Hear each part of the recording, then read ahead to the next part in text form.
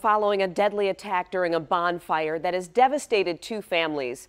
7 Action News reporter Brian Abel spoke to a witness about the tragedy.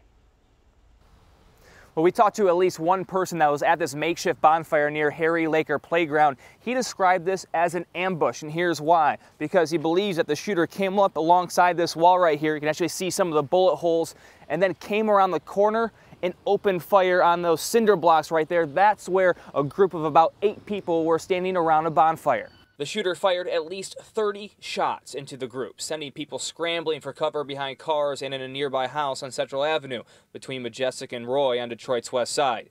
2 people were hit. When the officers arrived on scene, they observed a male lying in the street, apparently suffering from gunshot wounds.